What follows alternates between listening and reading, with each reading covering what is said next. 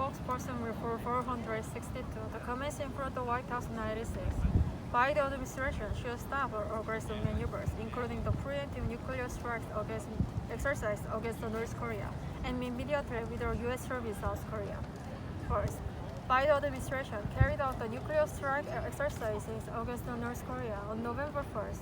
The U.S. strategy comments using the sophisticated of evaluated areas to further improve nuclear readiness and strategic deterrent capability, announced that Global Thunder 22, which is the nuclear command and control and field training exercise, is conducted.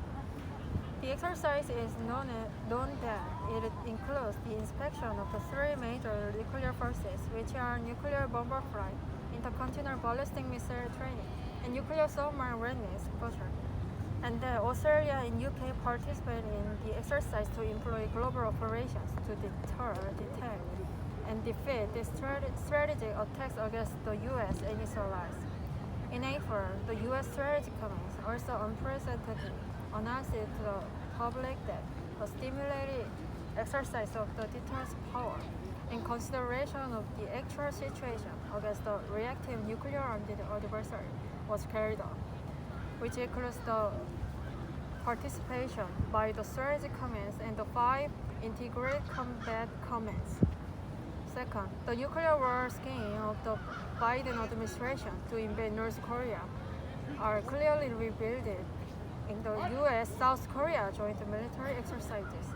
According to the Minister of National Defense of South Korea, the U.S.-South Korea Joint Field Training Exercise (FTX) was conducted 146 times as of September 2021 and 135 times in 2018, 209 times in 2019, and 194 times in 2020.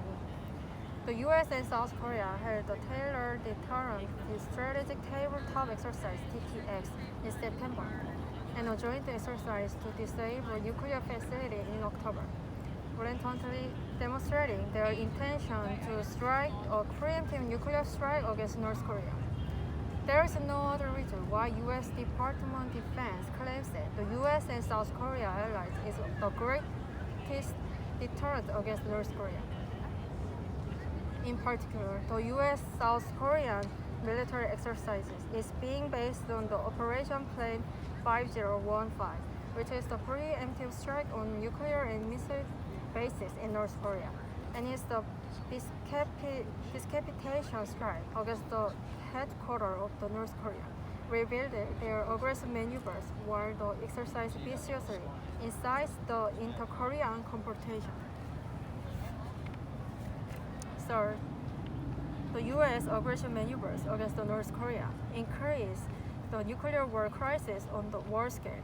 The U.S. Strategy Command stated that the Global Thunder 22 is designed around realistic training activities against stimulating adversary. But as it is known that the nuclear threat from the North Korea and the defense strategies are reflected into the U.S. nuclear strategy. The exercise is a clear expression of the nuclear preemptive attack against North Korea. The fact that the chief of U.S. Strategy Command defined North Korea as a security challenge to the U.S.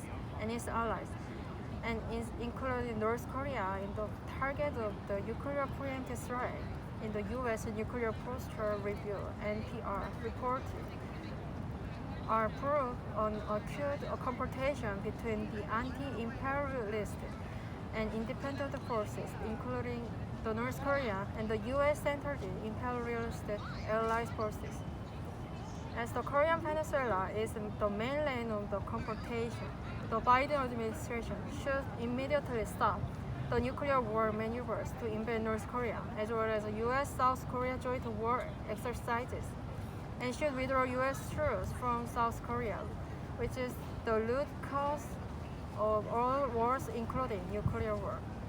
November 21st, 2021, in front of the White House, Washington, D.C., spokesperson office of the People's Democratic Party